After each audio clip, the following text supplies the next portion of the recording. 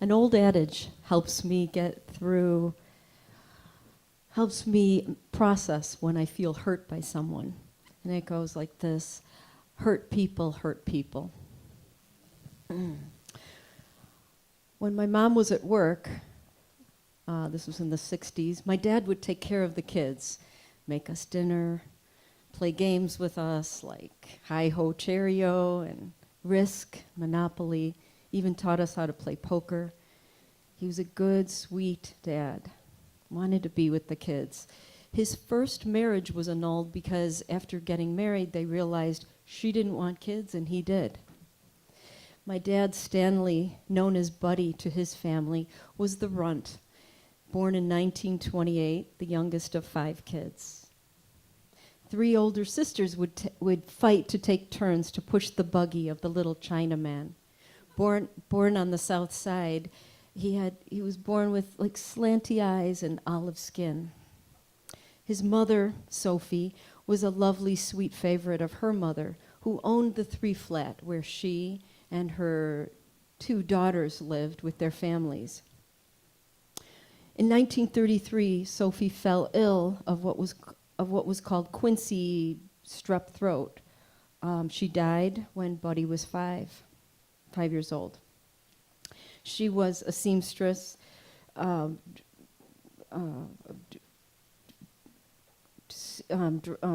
created her own wedding dress and all the kids' clothes. She was a soda fountain girl down in Chicago's Loop, and cared for the neighborhood boy when he was whipped by his dad.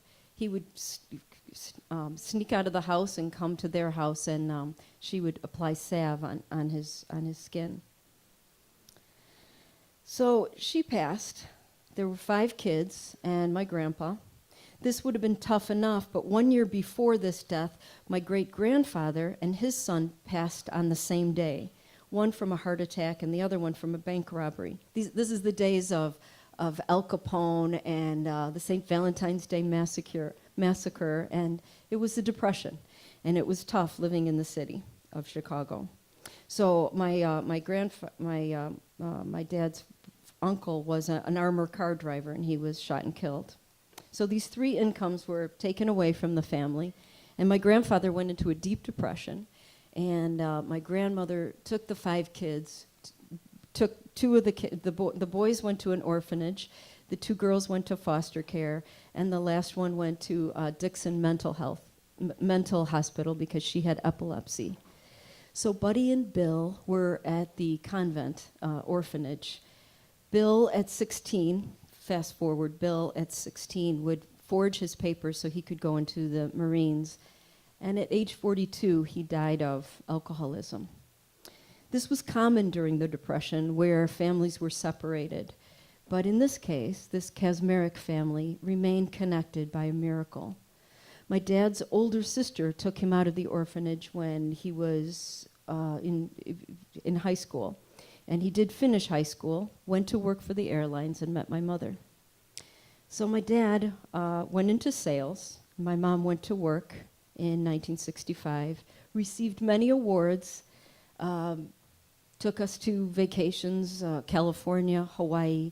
These were big deals in the 60s. As my dad took care of the kids along with his job. He would tell us stories of the orphanage. We would ask questions about him and his family, and my sister and I would hold each other, crying our eyeballs out with compassion for my dad, the little orphan boy. But he assured us, no, it wasn't bad at all. The nuns took care of us. My older sisters would come and visit us in the orphanage, and we would go and have a picnic at the cemetery and visit our mom. A real hands-on dad and a family guy. He taught us how to clean the house, do the dishes, work hard, enjoy playing sports, and being adventurous. He was the one who went along with my mom, to the parent-teacher conferences, president of the school board, and took us to this thing that the YMCA had called Indian Princesses, where fathers and daughters would bond and have fun, go on camping trips, and learn about First Nation people. His name was White Horse. His Indian name was White Horse. Mine was White Cloud. I loved him, except when he drank and when he was drunk. Threats, violence, anger, cruel words, and yelling. Maybe it was my mom's success and a hit to his masculinity, but the fights continued. When they weren't fighting, we were huddled in a bedroom all together to protect each other. It wasn't all horrible. My parents sometimes got along well, and we would go on vacations, or my parents would work on house projects, where my dad would go down into the basement, where I would secretly wish that his knife would slip, and he would cut a hand, or maybe just end it altogether. I don't celebrate Christmas now because the drinking and the fights were worse around the holidays. Hurt people. I would try to forgive, get to that place of forgiveness and love and compassion for my dad, because after all, it wasn't all bad. Especially in the morning after a big fight, I would go into the dining room where my dad would be banished. He would be drinking his coffee and smoking his cigarettes, and I would have a talk with him about maybe it was time to join AA. In his mind, that was for losers. He could do it on his own.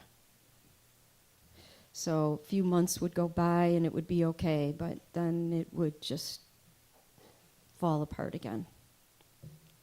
The life of living with an alcoholic is up and down and sad and happy. I remember the tickle fights, though, when I was young. And one time I came into the kitchen and told my mom, his hand slipped. His hand didn't slip. He touched me, and it didn't feel comfortable. This happened several times. And then I didn't participate in the tickle fights anymore. Something also happened at around age 12, in 1972. It was Friday night. It was always bowling night. We, the 4 girls, had pizza, but he would come home often really drunk. He came into my room, inappropriately, sexually touching me. The full details are still a little blur to this day.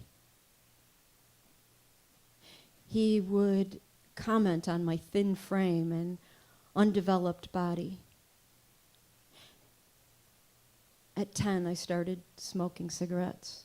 At 12, I started drinking. At 13, I was smoking pot. Also at 12 years old, I was in more trouble than any boy in the school. Our deans reminded me of this. More than any other boy, you've gotten the most detentions. And I remember being in the science room of Mr. Urema, and a boy came up to me and said, "Hey, mosquito bites, you are in more trouble than any boy. Boys don't like girls who get in more trouble than boys." That same year, I was a cheerleader. And I remember at an away game, I told my dad, "Please don't come to this game. If you come, I will not cheer." He did show up. It was supposedly a big game, a champion game, and he did come, and I saw him in the doorway of the foyer. And I immediately got down from the cheerleading squad and went out to him, and in front of a lot of people just yelled, "Leave, you cannot stay here." I was enraged. My mom looked at me and said, "Mary, don't do this." I just looked at him and said, "No, you get out." And he did leave. Outbursts were normal in my household, from my father to my mother to all 3 kids. The angrier, the louder you were, the more respect you had for that moment. I remember at 17 telling my mom, "Let's just throw his stuff out on the front lawn. We'll change the locks. We'll get rid of him." She said, "Mary, no, I can't do that.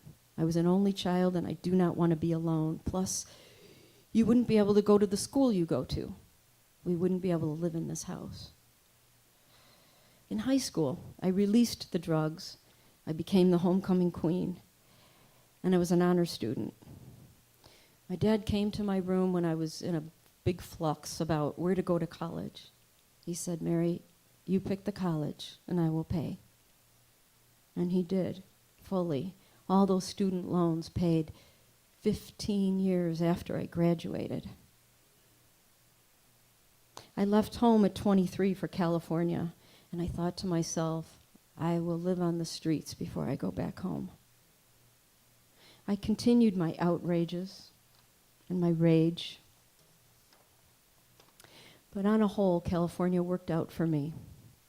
My dad, he was supportive of me. He sent me regular checks and helped me to come home several times a year.